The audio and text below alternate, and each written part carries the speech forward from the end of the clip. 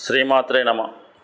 ఈ వీడియోలో మనం సెప్టెంబర్ 16 నుంచి 30వ తారీఖు మధ్యలో జరగబోయే పక్ష ఫలితాలు కుంభరాశి వారికి ఏ విధంగా ఉంటాయి అన్న విషయాన్ని మనం పరిశీలిద్దాం. మరి ముఖ్యంగా ఈ పక్షంలో జాతకుడికి బాగా ఉపయోగపడే గ్రహం శుక్రగ్రహం. అది సెప్టెంబర్ 18వ తారీఖు నుంచి స్వక్షేత్రంలోకి భాగ్యస్థానంలోకి వస్తూ కుంభరాశి అందే ఉన్నటువంటి శనిగ్రహంతో ఒక కోణ దృష్టి ఏర్పడడం జరిగింది.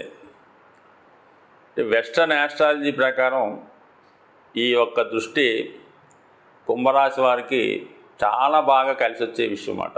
ముఖ్యంగా శని తన సామర్థ్యాన్ని పెంచుకొని వృత్తిలో మీకు అభివృద్ధిని, మీ టాలెంట్కు తగినటువంటి గుర్తింపు, గౌరవాన్ని ఇచ్చే అవకాశం ఉంది.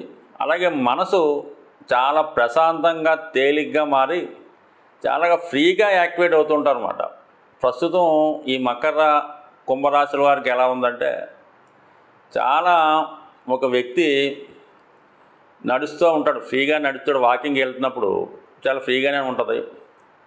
అతను నెత్తి మీద ఒక 100 కేజీలు బరువు పెట్టి నడమంటే ఎలా ఉంటుందో ప్రస్తుతం అలా ఉంది. అటువంటి బరువు టెంపరీగా దిగే విధంగా శుక్ర భగవానుడు అనుగ్రహిస్తాడు ఈ కుంభరాశి వారికి. అంటే చాలా తేలికగా, చాలా హ్యాపీగా ఏదైనా మ్యూజిక్ వింటూ హాయిగా కాలక్షేపం చేసే సమయం మరి శుక్ర భగవాని అనుగ్రహంతో రావడం జరుగుతూ ఉంటుంది. అంటే ఇక్కడ చాలా వరకు వృత్తిలో విజయాన్ని సాధిస్తారు. ఇది ఎస్పెషల్లీ కుంభరాశిలో ఉన్నటువంటి స్త్రీలకి చాలా బాగా ఉపయోగపడుతుంది. నెంబర్ 1 ఏంటంటే ఉద్యోగ అవకాశాలు వస్తాయి, కొత్త ఉద్యోగ ప్రయత్నాలు ఫలిస్తాయి. సంతానంతో మీకున్నటువంటి విభేదాలు కానీ, లేదా మీకు సంతానం కొరకు ఎదురు చూస్తుంటే ఈ సమయంలో మీకు శుభవార్తలు సంతాన విషయంలో అవి అవకాశం. అంటే మీలో ఉన్నటువంటి ఏదైనా సామర్థ్యానికి తగినటువంటి గుర్తింపు ఈ సమయంలో వస్తుంది. అది చాలా ఆనందదాయకంగా ఉంటుంది. ఏదైనా సరే సుక్కుడిచ్చేదన్నమాట. సో అది పక్కన పెడితే మరి ఈ బుధగ్రహం మీకు ఒక విధంగా చెప్పాలంటే సప్తమ స్థానంలో, పంచమాధిపతి సప్తమంలో ఉంటూ కొంతవరకు వివాహ సంబంధించిన విషయాల్లో ఏదైనా ఒక సర్దుబాటు కానీ, ఒక సెటిల్మెంట్ కానీ, వివాహ ప్రయత్నాలు ఫలించడం కానీ, ఏదైనా కొత్త వ్యాపార ఒప్పందాలు చేసుకునే అవకాశం కూడా ఉంది. సో ఇది కూడా మనకి ఎలా ఉంటుందంటే సెప్టెంబర్ 23 వరకు ఈ బుధుడు ఈ రాశి వారికి, అంటే కుంభరాశి వారికి అనుకూలంగా ఉంటాడు. అంటే బుధుడి మీద శని దృష్టి పడుతూ ఉంటుంది.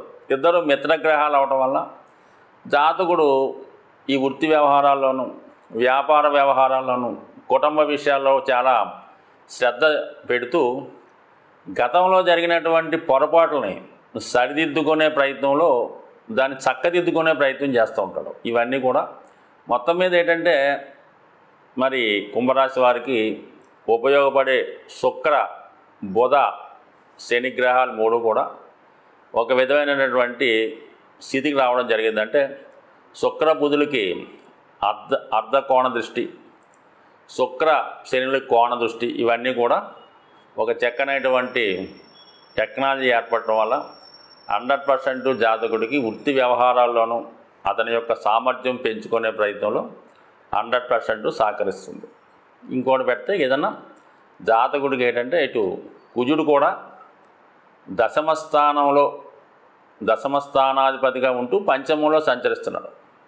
సో ఇది కూడా జాతకుడు కొంత వృత్తిలో మార్పులు రావడం జరుగుతూ ఉంటుంది. అయితే అక్కడ మనకు 5లో ఉన్నటువంటి కుజుడు 11 వీక్షిస్తుంటాడు.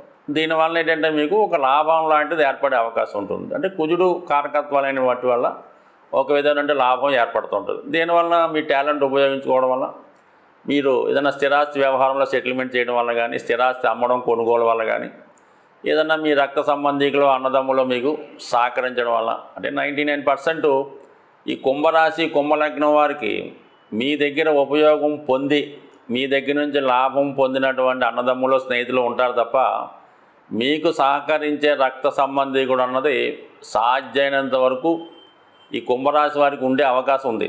అలా ఉండకూడదు కూడా. ఎందుకంటే కుంభరాశి వారు లగ్నం వారు కేవలం వాళ్ళు గత జన్మలో చేసినటువంటి రుణాన్ని ఈ జన్మలో తీర్చుకునే ప్రయత్నం చేస్తూ ఉంటారు. ఆ తీర్చుకునే ప్రయత్నంలోనే వాళ్ళ సంబంధం లేని వారికి, అన్నదమ్ములకి, వాళ్ళకి వీళ్ళకి వాళ్ళు సాధ్యమైనంత వరకు సహకారం చేస్తూ ఉంటారు. సహకారం చేస్తే వాళ్ళు తప్పుకుంటూ ఉంటారు. ఎందుకంటే రుణం తీరిపోతూ ఉంటుంది. మళ్ళీ తిరిగి వాళ్ళు సహకరించారనుకోండి, ఇంక వీడు రుణం తీర్చినట్టు ఏముంటుంది, మళ్ళీ అక్కడే ఉండి మళ్ళీ ఇంకో జన్మ ఎత్తి మళ్ళీ అష్టకష్టాలు పడవలసి ఉంటుంది. అలాగా జాతకుడు ఎంత ఇబ్బందుల్లో ఉన్నా, ఎస్పెషల్లీ దగ్గర బంధువుల నుంచి ఏ విధమైన సహకారం ఆశించకుండా తన సమస్యను వాడు పరిష్కరించుకుంటేనే కేవలం వాడు ఈ జన్మలో సక్సెస్ అయినట్టు, ఈ జన్మకి సార్థకత పొందినట్టు. సో ఎవరు నమ్మినా నమ్మకపోయినా ఈ కుంభరాశి కుంభలగ్న జాతకులు కేవలం వారు ఈ జన్మలో వాళ్ళు ఈ కష్టాలు అనుభవించి వాళ్ళ బాధ్యతలు తీర్చుకుంటేనే మంచిది. లేని సమక్షంలో మళ్ళా ఇంకో జన్మెత్తి మళ్ళీ కుంభరాశిలోనే పుట్టవలసి ఉంటుంది.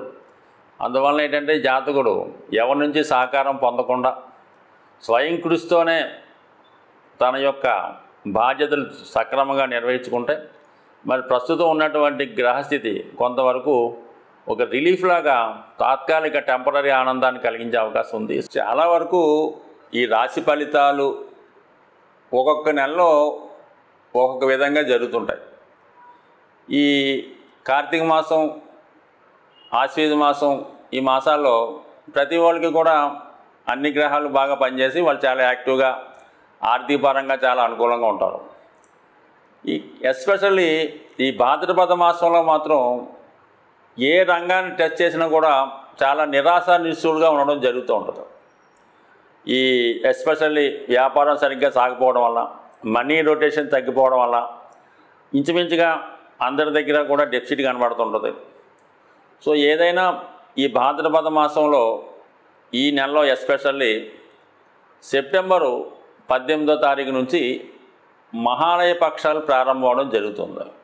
అంటే చాలా వరకు ఈ మహాలయ పక్షాల్లో పితృదేవతల్ని ఆరాధించడం, వారికి తగినటువంటి పరిహారాలు తప్పనిసరిగా చేయవలసి ఉంటుంది.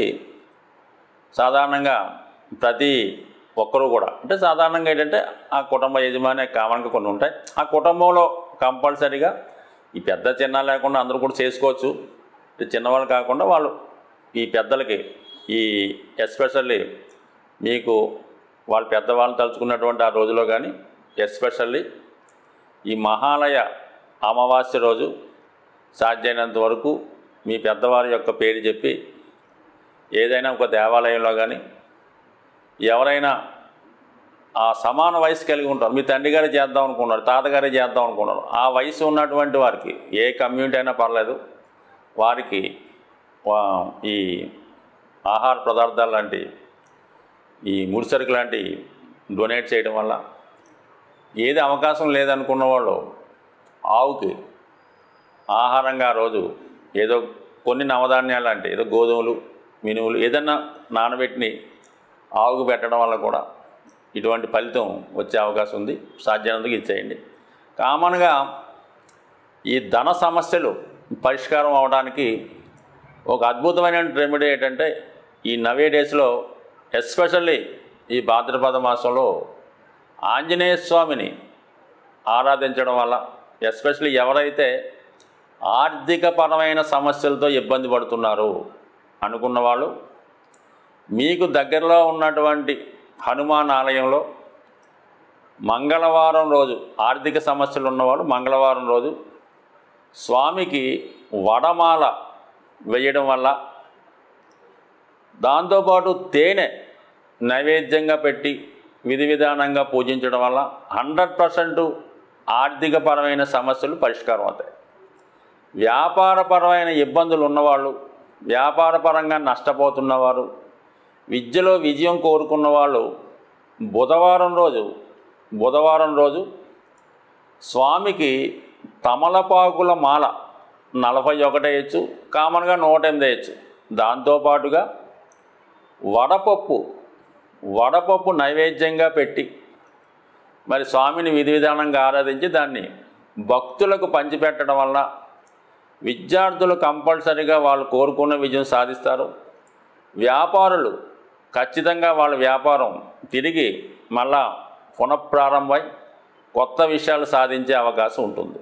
సో ఈ విధంగా ఆంజనేయ స్వామిని ఇంకా మనకి ఏ జీవితంలో ఇంకే దారి లేదు, ఇక సర్వం నాశనం అయింది అనుకున్న వాళ్ళు బుధవారం రోజు ఆంజనేయ స్వామి ఆలయంలో అటుకులు బెల్లం మీకు ఎంత వీలుంటే అంత అటుకులు బెల్లం కలిపి తయారు చేసి స్వామికి నైవేద్యంగా పెట్టి భక్తులకు పంచిపెట్టడం వల్ల కూడా ఖచ్చితంగా మీకు మరి ఇటువంటి ఇబ్బందుల నుంచి బయటపడడం కూడా జరుగుతూ ఉంటుంది. ఏదైనా అతి శీఘ్రంగా ఫలితాన్నిచ్చే దేవుడు ఆంజనేయ స్వామి కాబట్టి కుజుడు పెట్టినటువంటి అన్ని రకాల సమస్యల నుంచి బయటపడాలంటే కేవలం మీరు ఆంజనేయ స్వామిని ఆరాధించడం వల్ల ఖచ్చితమైనటువంటి విజయాన్ని తొందరగా సాధించే అవకాశం ఉంటుంది.